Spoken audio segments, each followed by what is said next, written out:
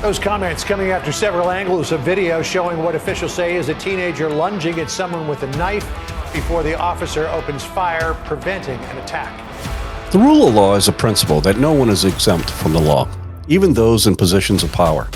When an officer-involved shooting or use of force incident occurs, the way in which the investigation is conducted is critically important to both law enforcement and the communities we serve. It can be the difference between communities having faith in an investigation that is free of bias and a community losing trust in the system. On this episode of The Blue View, we will talk to Mark Kollar. Mark is currently serving as a special agent supervisor for the Ohio Bureau of Criminal Investigation, the investigative arm of the Ohio Attorney General's office. In this capacity, he oversees the quality control aspects of use of force investigations conducted by the Bureau's investigators statewide, including policy development, training, task force operations, and outreach initiatives. I'm Patrick Ayers, National President of Fraternal Order Police, and this is The Blue View. Well, Mark, welcome to The Blue View. Tell our listeners a little bit about yourself. Thank you for having me. So my name is Mark Kollar, and I currently serve as the special agent in charge for the Ohio Bureau of Criminal Investigation for the Technical Investigations Division, just recently promoted into that position. I've been in law enforcement for 29 years, and I got started in patrol, worked my way into an undercover narcotics position, then ultimately into a detective bureau. And I came over to the state of Ohio, the Ohio Bureau of Criminal Investigation, which is the investigative branch of the Ohio Attorney General's office, about 14 years ago. Started off in the crime scene unit, worked my way into the special investigations unit, then as a supervisor for the last 9 years, and then just very recently promoted to the special agent in charge position. What we do at the Ohio Bureau of Criminal Investigation, we are an agency that is there to assist local law enforcement upon their request. And we assist them with anything that they either have a conflict of interest with, such as a police-involved shooting or a use of force incident where they request a outside independent investigation, or anything that requires a specialized training, experience, or equipment that maybe some smaller agencies may not have, but that the state is able to provide to them. You know, Mark, you made a presentation, the Attorney General's office made a presentation at the IACP conference last year and talked about a multi-agency approach in investigating use of force incidents, police-involved shootings. You know, multi-agency task force are not unique to our profession. We use them in a number of different ways. What makes this model successful? It seems to be gaining traction.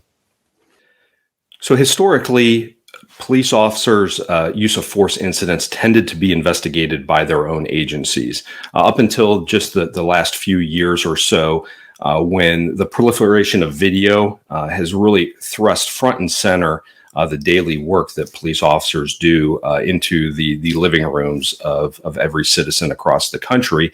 And there has been, as a result of that, a demand for outside independent investigations. And that has led to a drastic increase in the number of requests that our agency has had to come in to do these fair, unbiased, impartial investigations of police use of force incidents. And that very quickly began overwhelming our resources.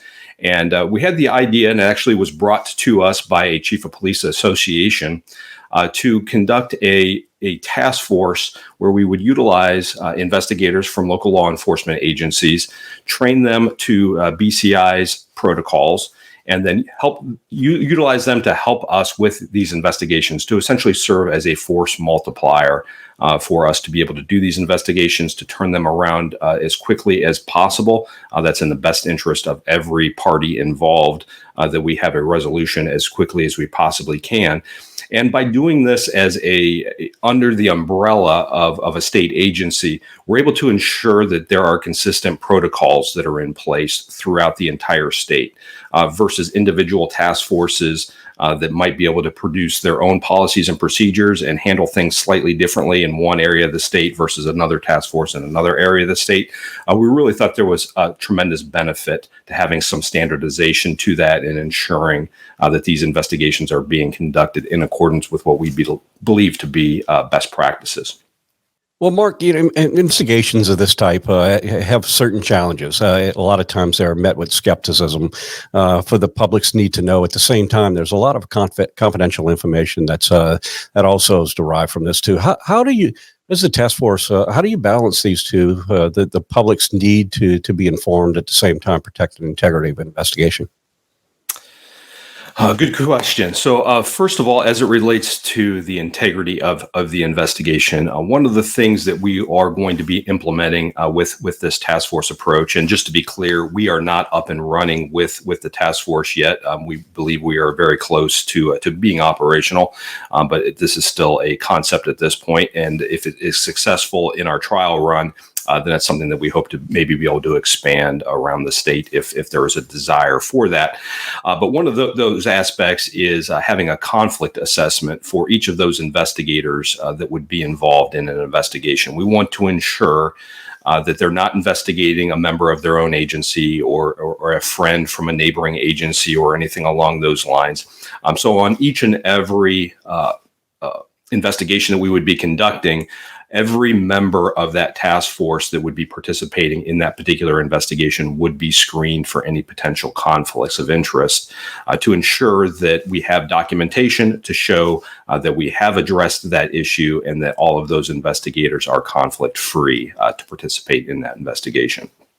As it relates to the release of information to the public, it's a very difficult question, a very difficult issue, and it is something that we really need to try to balance.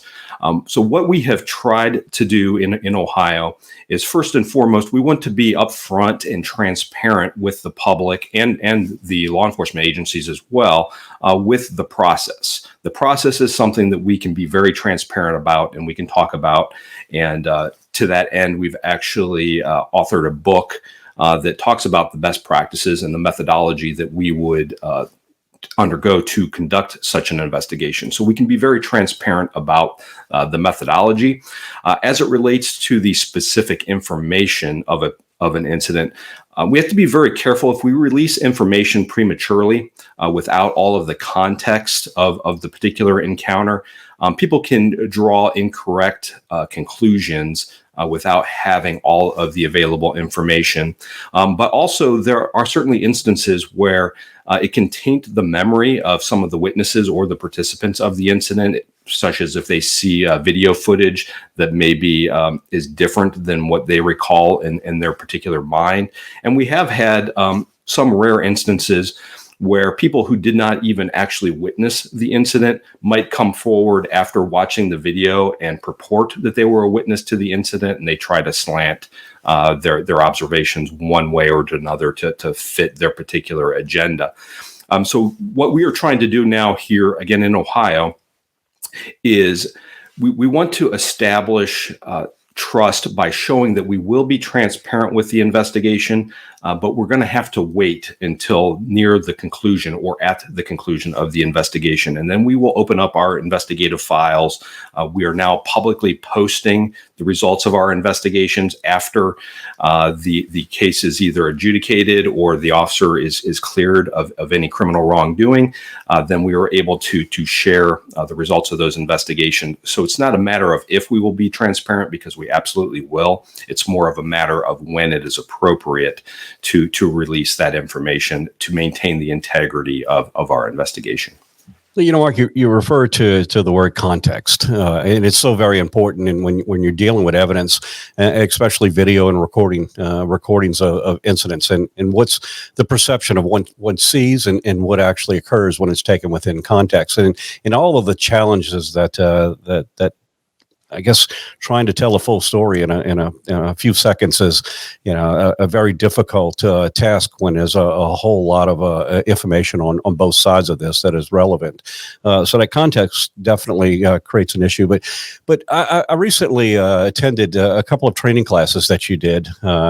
First with the union leaders across the country, and then with attorneys who represent law enforcement officers, talking about video evidence, and found it very fascinating to look at really an in-depth look at the difference between video recordings and how they're recorded in the context of cell phones and other devices, and what really the perception of what you're seeing and you think you're seeing in video of when it's actually viewed in a proper format and a proper equipment, what it truly tells. Can you talk a little bit about the challenges that that cell phone video, which is so readily available to everyone today, the complexities between what it's recording and what is actually occurring within a video?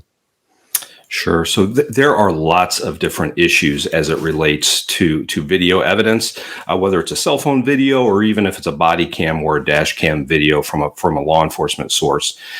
First and foremost, we have to recognize that video evidence is not the perspective of the officer or the officers that are involved in an incident. And, under the landmark Supreme Court decision by which an officer's use of force is judged, we have to, quote unquote, judge the actions of that officer from their perspective, what they observed, how they interpreted what was occurring, and whether or not their decisions and their actions relative to that were reasonable or not. Video evidence does not show that perspective of the officer. There are lots of, it's different perspective as far as where it is located. It's different in so much that it's two-dimensional versus the officer is able to see in 3D, and many other factors that are involved in that. So we have to keep that in mind. And just because a video happens to capture something does not necessarily mean that the officer observed that same thing. Again, they may have been directing their attention or focusing elsewhere. They may have had tunnel vision. They may have been focusing on something completely different within that scene. So that's the first caveat that I'd like to give with video evidence.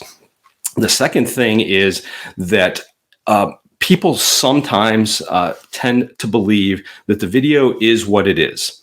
And that there is no problem with the video evidence, that video evidence is exactly what occurred in a particular incident.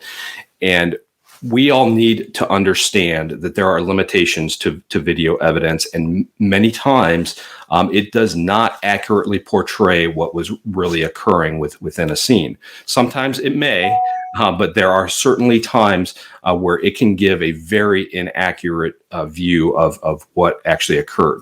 Some of this might have to do with the way that the video was collected from the source, from the witness, from whatever DVR that it may have been on. And other times it can have to do with problems relative to video compression. So there are lots of different problems that can occur. And I brought just a few quick examples to show and try to explain some of these concepts.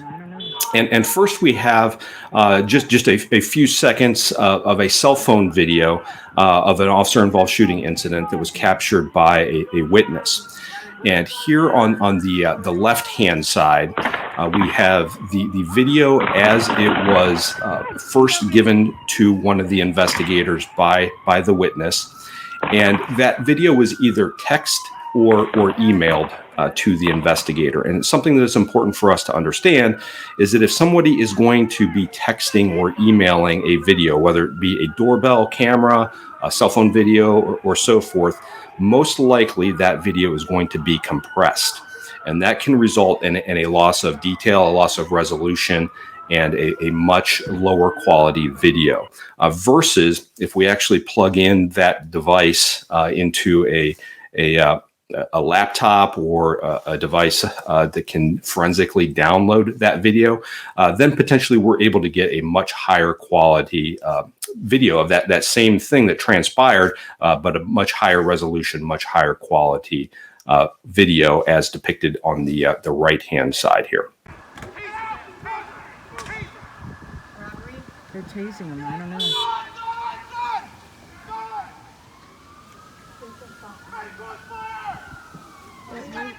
Watch the dogs. Put the gun down! Ready, put the gun down! Put it down! God damn it!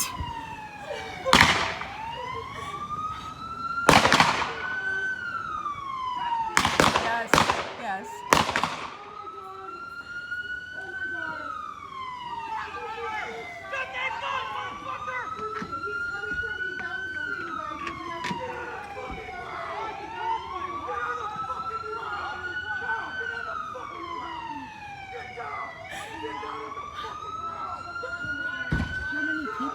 when a video is collected, particularly from a DVR. Many DVRs have their own proprietary video file format. And as law enforcement, we may not have the ability all of the time to have that proprietary player in order to view that video, particularly if we're wanting to view very quickly what may have transpired in a particular incident.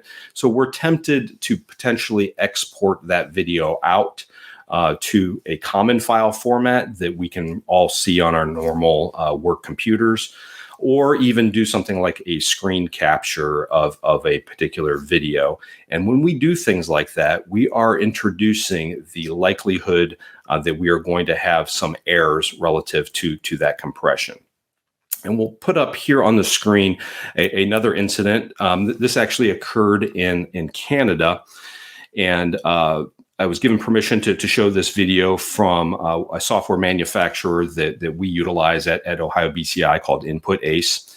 And in the first video, it shows two officers in a confrontation with a individual, and the individual ends up dying. And in the video, it appears as though the officers are slamming the subject to the ground very forcefully. And this ultimately results in one of the officers being criminally charged as a result of this individual's death. And during his defense, he hired a forensic audio video analyst who utilized the Input Ace software. And they took a look at not the exported version or the screenshotted version of what had transpired that the prosecution was using, but they wanted to take a look at the actual recording device, the DVR that captured this video footage. And when they did, what they were able to see is actually something quite different than what the exported or screen captured version showed, as depicted here in this second video. And in this video, we can see that the officers actually very slowly lower the individual to the ground. And based on that, it tended to acquit the officer. So they're slowly being placed to the ground, and the officer was then acquitted. So what you can run into, again, with these exports or screen captures is that we can drop frames. And when frames are dropped out of that video, it can give a very different perception of the amount of force that transpired. And so it's for these reasons and many, many other reasons. There's many other problems or errors and limitations that we can have with video evidence that is an imperative that people that are doing these types of investigations have some level of awareness or training so that they at least understand that they probably don't understand video evidence unless they are specifically trained and qualified to do so. And that before we rush to judgment based on a particular video's view of what transpired, we need to have a qualified individual with specialized software conduct an analysis of that video, again, before we rush to any kind of judgment. Yeah, the rule of best evidence. Taking a proper look at that all of the factors involved. The goal is to tell a true story, exactly what happened and the way it happened. Appreciate that explanation. I think it's enlightening to think. We often think if it's in video that it is what it is, and the reality is it is in fact if it's viewed in its proper context and with proper equipment to do so. Mark, you mentioned the book, the guide to officer involved shootings and use of force incidents. It's a good book. Great. What has been the response that you've gotten back from it? It's been very good, both from law enforcement and from the media and citizens alike. It is something that the Ohio Attorney General, Dave Yost, afforded me the opportunity to put together, along with other experts in the field from the Ohio Bureau of Criminal Investigation.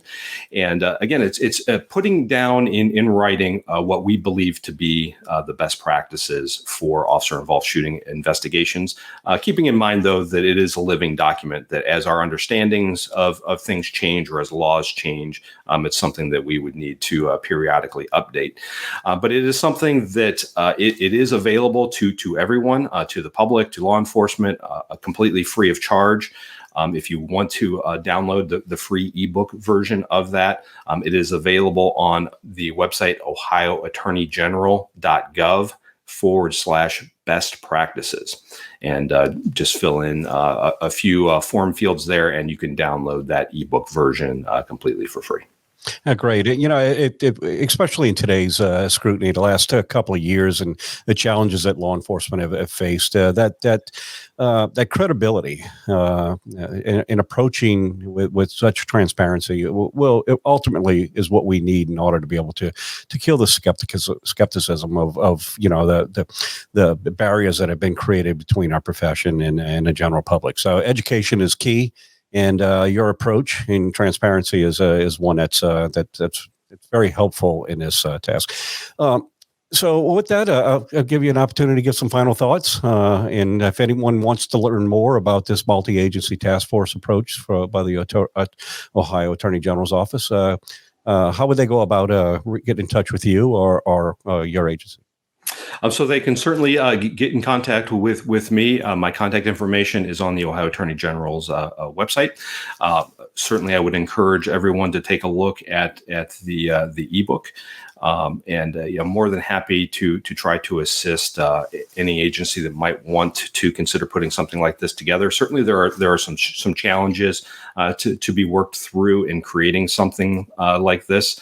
It's a time-consuming, arduous process, but it's well worth it in the end, because ultimately, what all law enforcement officers do each and every day, we require the public's faith and support. That's who we derive our authority from, is from the public, and they obviously have a vested interest then in ensuring that if we are using force, particularly deadly force, that we're doing so in a constitutional manner, and the way that we're able to demonstrate that is being done or not done, but hopefully done on most occasions, is by doing a competent, professional, fair, unbiased criminal investigation of those, which is what we are trying to do. All right. Well, Mark, thank you for your years of service and in law enforcement, and the great work that you do in building confidence in our profession.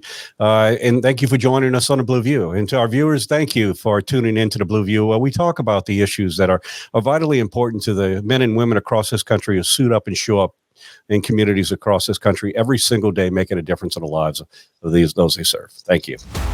Thanks for tuning into this week's episode of The Blue View, hosted by Patrick Yost, National President of the Fraternal Order of Police. Be sure to subscribe on Apple Podcasts, Spotify, or anywhere else to get your podcasts. To get the latest from the National FOP, make sure to follow us on Twitter and Facebook at GLFOP and on Instagram at FOP National. Thanks again. See you next time.